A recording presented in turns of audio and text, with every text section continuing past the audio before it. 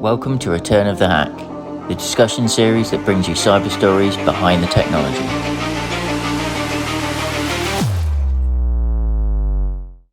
I'm your host Neil Langridge, and today I'm joined by Simon Walsh of Trend Micro.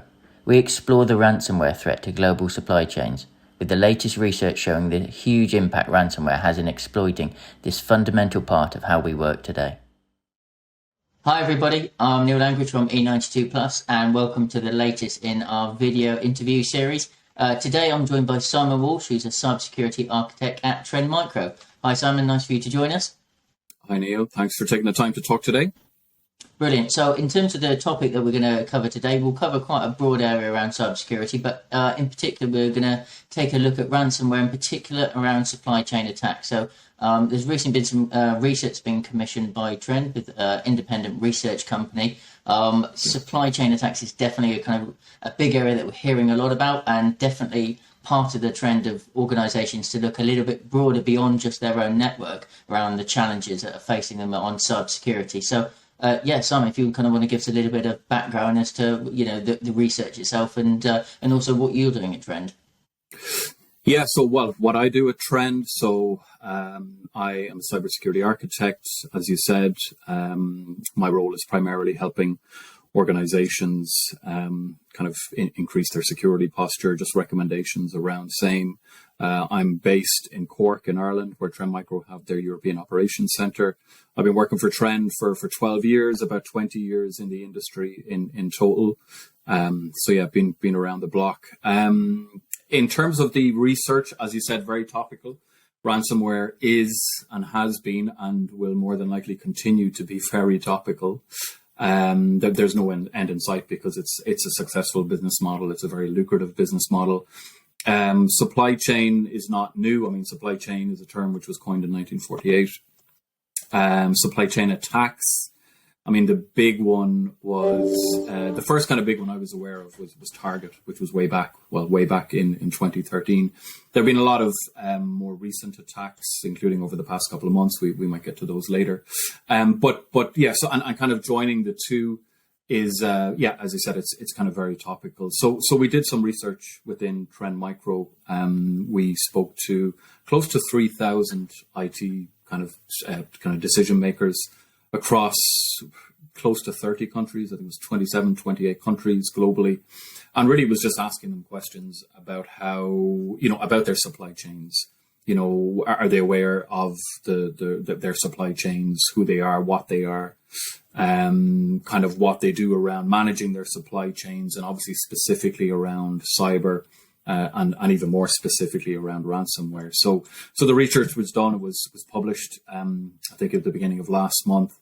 There's a lot of interesting stuff in there, a few surprises, a few of the stuff you would certainly expect. Like if you look at the results of the report, the vast majority of organizations or of people we spoke to, they confirmed that the presence of a supply chain would obviously increase their I suppose risk and increase their chances of being hit by an attack, be it ransomware or something else.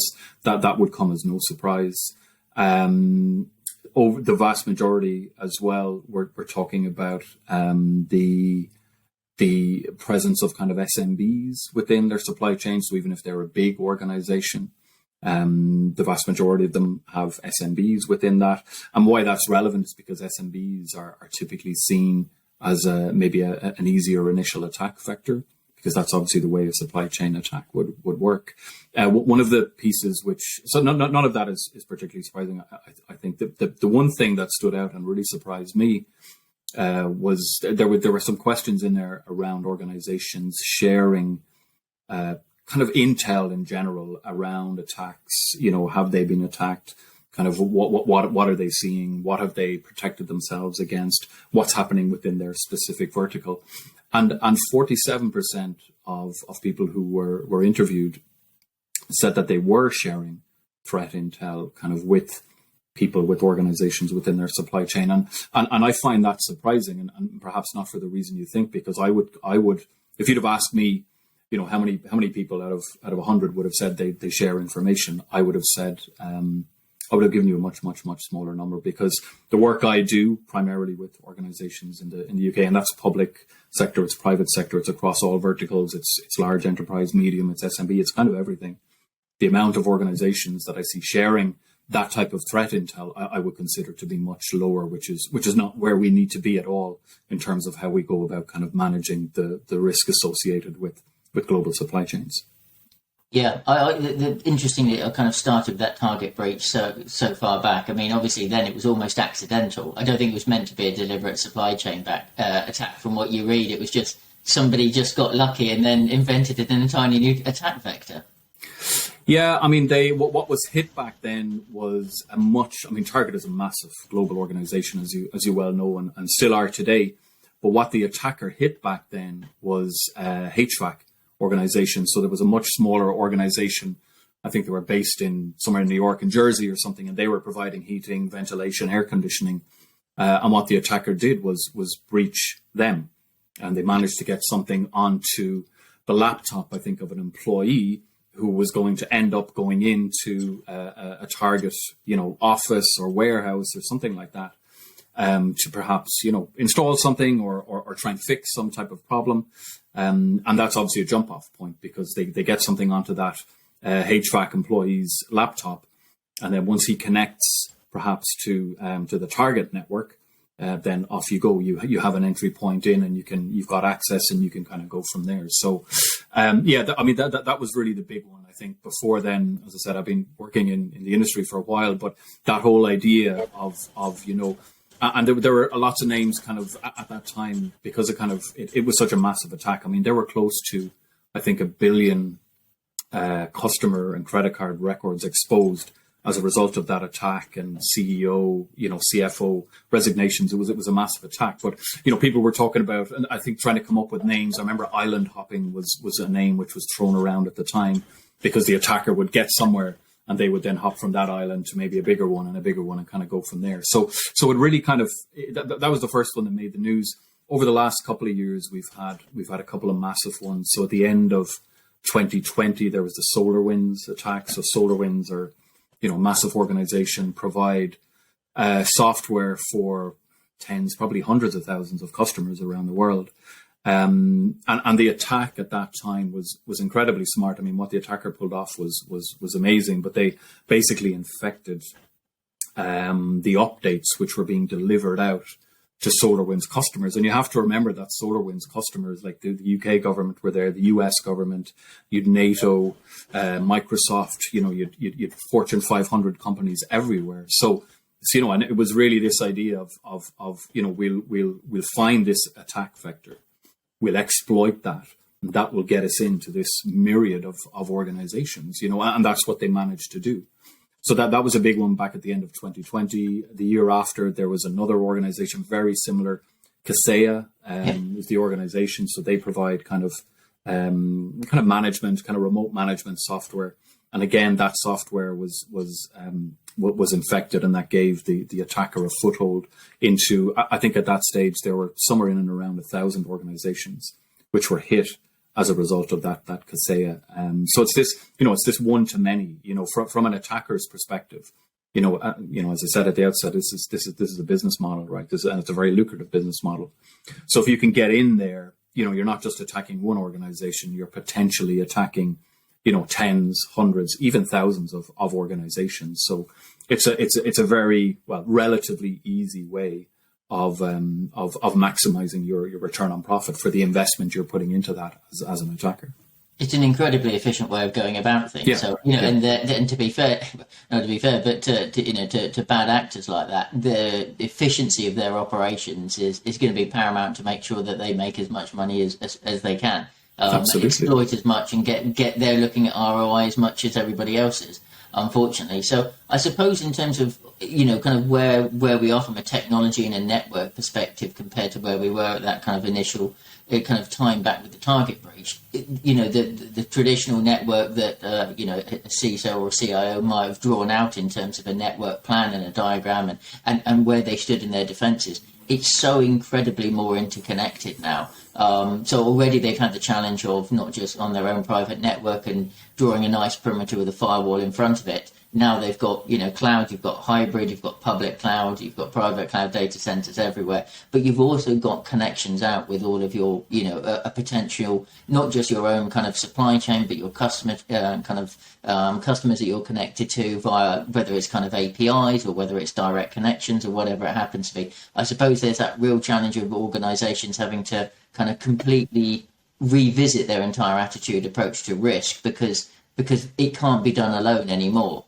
They have to. And the depth of understanding they need to have is so much greater beyond their own network. Absolutely, and I think you hit it on the head there, talking about everything is so connected. So, and the name of the actual research, or the name of the report, is simply everything is connected.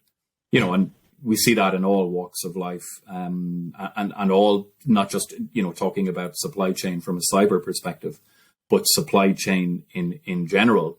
Is has been massively affected. We're living through very strange, very challenging times. You've got climate, you've got COVID, you've got conflict. We've seen massive interruptions in terms of supply chains, kind of globally, right? So it's very difficult, and a supply chain by its very nature is incredibly nebulous. It's very difficult to describe.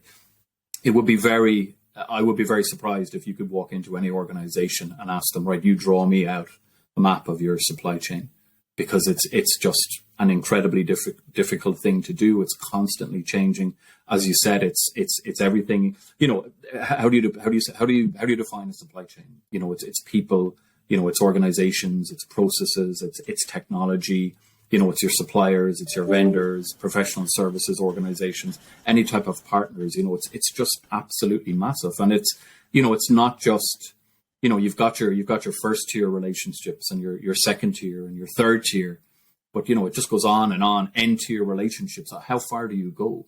When it comes to trying to understand the risk surface of that supply chain.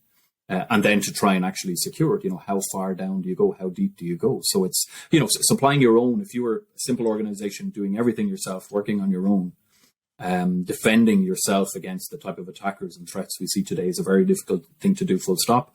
But then when you expand that out to the supply chain, which is this hazy, fuzzy, undefinable thing, it becomes, it's exponentially more difficult, right?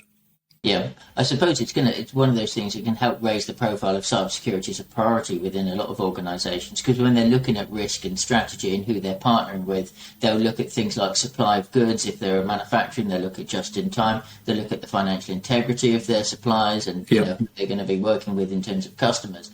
Cybersecurity hasn't necessarily been on that list, but I think now probably that's going to be kind of quite integral. So when organisations are evaluating their partners, they're going to be asking a lot more demanding questions around what their cybersecurity posture is. And I suppose a lot of organisations are probably not in a very good place to be able to share that information. Because I think one of the challenges we've always had around cybersecurity and around culture, and we come at it in many ways when we talk about security awareness training within organisations, and having an open and transparent cybersecurity culture is very difficult, because you can look at a kind of macro level and, kind of an organisation size of target working with their supply chains. But even if we take it down to an individual level and sharing information, if you or me clicked on a link, we don't want to tell anybody else we clicked on the link that we definitely shouldn't have clicked on. People feel embarrassed about that. And there's that fear of sharing too much, and also not having the right kind of model to be able to share. So that is organizations not just having a look at their risk posture and their supplier network, but also understanding how they can share that threat intelligence and what their posture is and what their policy is in a safe and secure way organizations they want to work with. Yeah, and it is difficult. And that's like, if I look at I suppose two ways of looking at it, in terms of what I see out there with the organizations I'm working with.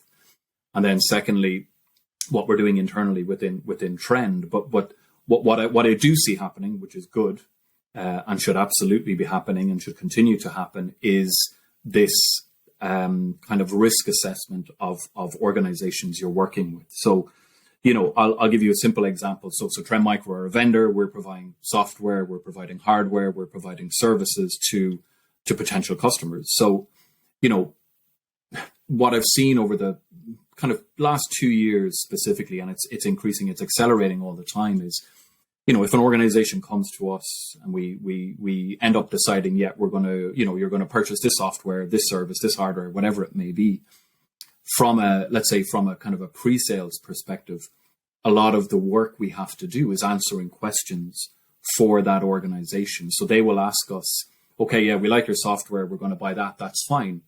But you need to tell us, okay, what are your security policies within Trend Micro as an organization? Who's running the show? Do you have an InfoSec team? Do you have an internal SOC?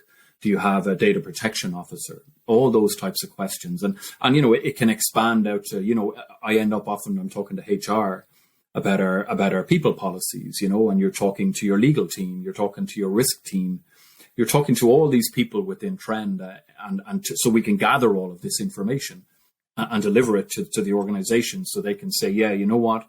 When it comes to working with Trend, we're happy to do so because it seems like they have their house in order when it comes to a general, idea of securing their business, not just from an IT perspective, but in general. So I do see a lot of that. It's rare now that, as I said, not just in terms of us doing business with organizations, but also third-party organizations who are doing business with others. So I do see a lot of that at the moment, and I think that has to continue, that has to accelerate, because it's one of the only things you can do in preparation is to understand how secure or not another organization is. And there's all sorts of other things as well. We see organizations looking at the geopolitical situation now as well, where, and certainly the way things are at the moment, well, perhaps we don't want to do business with that specific organization because, where they are in the world or who they have partnerships with or associations, that's taking into as well. So I do see a lot of that out there, which is good. But I think when it comes in general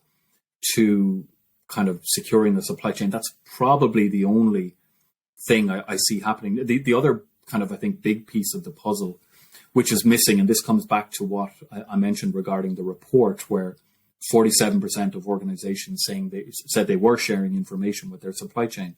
From a real world perspective, that's just not what I'm seeing. I think that number, I will put that number far, far, far lower, and that's something which needs to change.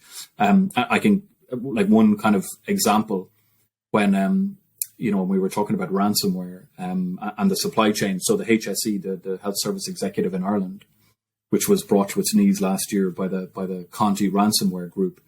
We were intricately involved, and I was intricately involved in a lot of that because I'm in Ireland and I have relationships with a lot of the hospitals. And when that kind of kicked off, I know talking to a lot of the hospitals, that was one of the big questions they had is, where can we get this input of information in terms of what we need to be looking for? Or flip the coin and say, how can we share this information in some type of programmatic way with our peers up the chain, down the chain, and there were no processes in place, there was no understanding in place, there was no technology in place to allow them to quickly share that information and help each other, so that is changing, but as I said, very, very slowly. One of the good things I think is that any of the newer technologies, specifically around cyber, has that type of model in mind, where you can very easily kind of share information. And that comes in terms of consuming that, which might be coming from, the NCSE, it might be coming from, third-party kind of malware platforms, it might be coming from other vendors, it could be coming from your suppliers, from partners. But the technology, any newer kind of technology will generally allow you to both consume and to kind of produce that type of content and share it a lot easier than it was even 12 kind of months ago, 2 years ago. So I think that's a positive development, and it's something that needs to grow. As not enough for doing it, but I do expect a lot more organizations to start doing that soon. Yeah, it's definitely something that we've seen a lot in the vendor partnerships we have, where more technology organizations such as yourselves are opening up those connections and working to provide more of a cybersecurity ecosystem. And having more open platforms, which I think is essential. And I think the next step is kind of taking that a little bit further, and how organizations can share some of that intel. The challenge on the flip side is a lot of organizations are using technology outside of cybersecurity, whether it's marketing automation, whether it's business processing, whether it's HR connecting to other systems to drive automation within their own business and drive productivity. But is that presenting more challenges that sometimes organizations literally don't have a view of their entire attack surface, because so much technology, and especially cloud services, is built on those APIs and those integrations. Yeah. How far how big is the spider's web? I think it's very difficult. Exactly. How deep do you go, right? How deep do you go? It's impossible. I mean, a very good example in terms of like you can ask, as I said, you can ask, you're buying into a cloud service. You can go and ask the cloud provider, to tick all these boxes, that's fine. But there's all of these, other connections out there, a lot of which is gray area, perhaps unknown. Open source software is a very good example of that. And one of the things, so at the end of December last year, there was the whole Log4j incident. And Log4j is, as the name would suggest, it's an open source piece of Java software, which kind of facilitates various logging capabilities. So it's used at the time when this kind of whole breach hit the headlines. I mean, there were many, many, many millions of computers out there running it. But when that hit the headlines, and that became one of these kind of celebrity vulnerabilities with its own logo and everything else, which we see happening more and more. But when that hit the headlines, I've never seen such a scramble by organizations to try and understand, do we have this within our environment? And that was, for many organizations, it was impossible. They didn't know if it was there, first of all, because why would we care about that? It's an open source component. If we have a developer building some type of custom application, the vast majority of that kind of custom piecemeal software is pieced together by open source components and joining them together, so, but many organizations, certainly at that time, didn't care about that. So they didn't know, were they susceptible to that vulnerability? Is this something we need to care about? Is this something we need to do something about? Now, that has changed since. And again, from a technology perspective, it is a lot easier now to perhaps plug something in to your development pipeline and have that look for those kind of open source vulnerabilities. But it's still a fairly, I would say, that practice, the technology is quite mature at this stage, but the practice of doing it is quite immature. And it's rare that I would see a lot of organizations who would be able to say, yes, we have this component, sitting in these applications, in these parts of the business. We know which version it's on. We know we're safe and we can move on, So yeah, that was a very, very difficult thing for many organizations to deal with at that time.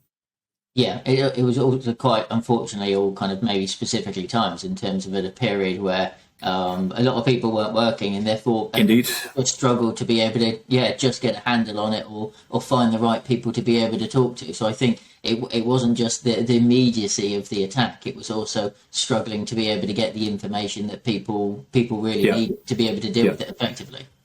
Absolutely, yeah, it is. And attackers are known to do that, of course. They like pulling the trigger in the middle of the night or late on a Friday afternoon. You think about WannaCry, I can still see myself, when 2017, still see myself late Friday afternoon getting ready to kind of shut things down. Yeah. And then that all kicked off. And no, we see the same. Look there, again, it's back to, as you said, the efficiency, right? We're not going to do it on, 10 o'clock in the morning when everyone's got their eyes on the screen and they're watching for this type of stuff. Let's be smart about this, Yeah, absolutely. So also some of the areas in terms of the report and also the approach that organisations maybe need to take in terms of that disclosure of understanding when something happens. I think there's general acceptance. We need to understand that we all need to have important post-breach planning. It always feels very negative to say it's a question of when, not rather than if, but the likelihood is most organisations potentially will get compromised, and making sure that plan is in place. There still seems to be that challenge of organisations knowing when that happens, whether they have been breached or not, and also what then does happen in terms of those next steps around disclosure. And again, that feeds into what they say to their supply chain, what they say to their customers and their suppliers and their partner, and still having that fear and that embarrassment, because it goes back to that thing of nobody wants to necessarily say when something goes bad. But the reality is, by withholding that information, you are potentially extrapolating the potential threat and, kind of risk factor, because other people might have been compromised and won't then know about it either, that your systems are connected to. Yeah, it's definitely a problem. I think things like GDPR have helped with that because you were given a time frame, and I think when it comes to big, you're talking about kind of culture there. When it comes to those big cultural changes, a lot of the time that needs to be driven by policy, which has happened, and we do see a lot more disclosures around kind of breaches in general. But the other thing I'd say is, like, if you look at ransomware specifically, one of the, like, ransomware, back in the mid late 2000s, when ransomware first hit, it was a much simpler type of attack than it is now. As in, the attacker would get in, they'd encrypt your systems, they're unavailable, you can't work, you need to pay us money, and we all go about our business. But so that was kind of one way of extorting. But now we're looking at double, triple, quadruple extortion, where they're not just going to come in and encrypt your data. They're also going to exfiltrate, steal your data. They're also going to perform, distributed denial of service attacks against your organization. They're then going to go, you're onto the fourth level there, where they'll start going after customers, partners. And that's when, and the reason I'm mentioning that is because that's when the choice of you as an organization telling people you've been breached, that's when that choice is taken away from you. Yeah. And you lose all control, and that's getting yourself potentially into a heap of trouble, right? Because at least if you have that process in place, and as you said, it's all about that process. A colleague of mine I work with, she reached out to me on Tuesday, Wednesday this week, and she just said, my husband works for a company, about 1,000 employees, they've just been ransomed. Any idea what can Trend help in any way? Like, we have an incident response team which could come in and blah blah blah. But the point was, they were absolutely unprepared for this, and she said they were just scrambling. They had no idea what to do. So, but that's something maybe not people think about, is if you don't get a handle on this, if you don't manage that communication, then unfortunately the attacker is very likely to do that for you. And that's not going to be a pretty at all, and that could lead, talking about things like GDPR, that could lead to fines then, because you've had your 72 hours, you didn't tell anyone, and now the attacker has just published all that information. So even this week, there was is it Tata Power, which is part of that, the obviously multinational conglomerate, Tata Global, I think they're called, and Tata Power is the biggest supplier of power in India. And they were ransomed earlier this week. The Revil is the name of the attack group, very, very famous. And they hit them, and apparently they went into ransomware negotiations, which apparently failed, because I think it was on Wednesday or Thursday this week. Some of the data, which again, they hadn't just gone in and encrypted, they'd also stolen data. And some of that data they'd stolen, they actually started to publish. So, it's, again, you just start to lose control. And if your customers, your partners, it's not just your data, it's potentially their data which is being stolen, and which is going to be published then. So yeah, it's a heap of trouble, yeah, for sure. It is. I suppose it's different if you're a consumer, but certainly as a business, that kind of shows that you need to have that as part of your planning. So it's not just kind of going down the chain. If you lose your so an organization gets compromised, they potentially the ransomware organization comes and encrypts the data, threatens to release it from an extortion perspective, that can go down the chain of your data being released. But actually, if you go up the chain, then you need to understand have a worst case scenario, have business planning in place, that if your suppliers get breached, then what's going to happen to your data? And I suppose, that should encourage the, greater cooperation, because regardless of whether, it doesn't matter whether these things come down, it doesn't matter whose fault it is. Everyone's potentially going to suffer if everyone's potentially affected. Yeah. So it encourages everybody to work together, hopefully, to be able to address those challenges. Hopefully. I think it's the next kind of big thing in terms of as in working together, because the technology can go so far. As I said, we do see a lot of organizations out there doing this kind of audit of potential suppliers and risk kind of checking of potential suppliers, and that's all fine, but that's like a pre kind of partnership thing almost. Now, it does happen continuously. We do see organizations coming back and saying, every 12 months, every 2 years, we're going to have to go through this process again. That's just due diligence. That's fine. But I think in terms of, as you said, kind of sharing information, kind of when you're in the middle of that supply chain, that's something which needs, it's all about that. That's what we need to see more of. I think if organizations are gonna have any type of hope of kind of protecting themselves against these type of attacks, Yeah, and I think as a the channel that we work in terms of distribution and resellers and partners, there's that's kind of pretty well established, but there is much more discussion around ecosystems, around more, rather than having kind of linear supply chains, it's more about kind of going broader and having more connections. I think that's possibly, is that, kind of building up an ecosystem, building up kind of trusted working groups and, enabling a platform like that to enable more sharing. Are those the sort of steps that we're going to see more kind of CISOs and kind of, cybersecurity teams doing to be able to kind of pool and share that knowledge as well as having business processes in place? Yeah, I hope so. That's certainly kind of what we're recommending. So yeah, that's what we'd like to see happening. But look, it's many organizations, as we said earlier, are struggling with their own security. So, depending again on the vertical you're in, if you're public sector, you could be struggling to in terms of buy-in, in terms of budget and just in terms of time. I see a lot of people in the public sector who are tasked with securing, hospital or whatever it may be, and they're simply struggling to do that, let alone have the time and the buy-in to go and do something like you're suggesting. So yes, it should happen. Will it happen? Yeah, well, time will tell, right? Hopefully, and especially with people having kind of, there's less capacity, people are struggling around getting enough qualified and skilled people in. I think that's where partners can come in terms of providing those kind of managed services when, talk about being able to provide that expertise to their customers, but actually providing a platform to be able to share some of that information and knowledge as well. And I think we probably need to, that culture of transparency and openness, I think needs to extend, definitely far beyond the technology, because I think there are definitely going to be benefits to organizations kind of far beyond that. But it does, I don't think it feels natural, especially when you're talking around things like kind of cybersecurity and risk. Your instinct is to kind of be quite careful and cautious around it. But this is a way to, I think, kind of drive that transparency and openness, and you kind of change the culture a little bit that way. Because it's a good point. Yeah, no, that's a really good point. That the cultural change. And I think you're talking about kind of providing managed services, and partners as well. I think have a role to play just around education. I think firstly. Yeah. And then secondly, I mean, you're right. We do see a lot more involvement from partners in terms of a general kind of, I suppose, just in terms of general cyber around organizations. I mean, and that could be a partner coming in to do, an installation. There could be a partner coming in to do a health check. It could be a partner providing, as you said, a managed service around, a SOC or something like that. So there is a lot more involvement there.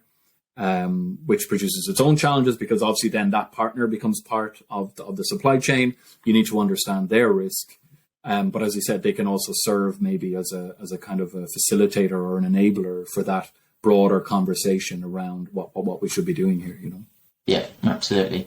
Well, I think we're just kind of coming up to the end of it, so it's been absolutely fantastic speaking to you. I think one thing good to end on, if you were kind of speaking to an organisation in terms of kind of one takeaway that they'd had from today, or one thing that you would advise them would be the first thing they need to do as soon as they finish listening here, in terms of what should they look at in terms of their cybersecurity strategy or their posture, in terms of a kind of a simple action point to be able to kind of move towards a more secure supply chain.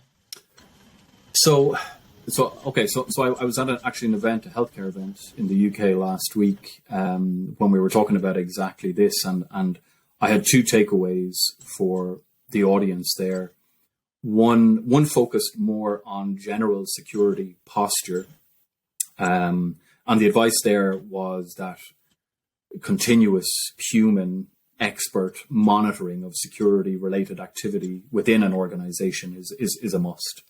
Okay, now, so organizations there have two choices, right? You can build up that type of expertise, that type of facility in-house, which is maybe fine if you're a bank, you're a Fortune 500, you've got people, you've got skills, you've got budget.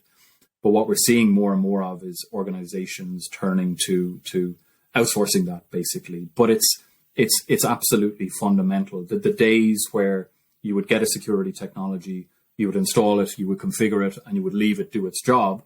And that would keep you safe are unfortunately long gone, because attackers are much smarter. They've many more tools at their disposal,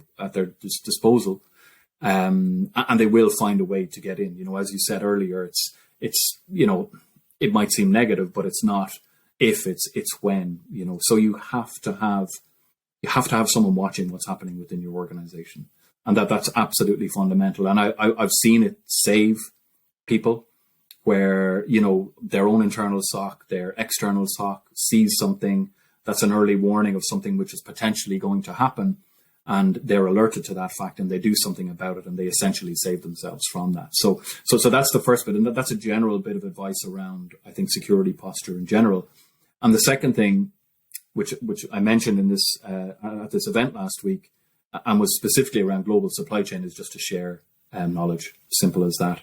Because, as I said, I think it comes down to those two things. One is the kind of risk assessment, almost like the paperwork with potential suppliers, with potential partners, where you get an understanding of how secure they are, at least on paper. And that's fine. That's being done. We're seeing more and more of it. But as we've spoken about during this session, this whole idea of sharing information between organizations, between people, within supply chains, that's the one thing I'd mentioned, that we need to see a lot more of that if we're going to kind of beat this. That's brilliant. Well, thank you very much for joining us today to run through that all. For everybody, we'll share the links to the report and all the findings from it with everyone who subscribed a little bit below. But for today, Simon, thank you very much. Thank you, Neil, for your time. Enjoyed it very much. Bye-bye. Bye.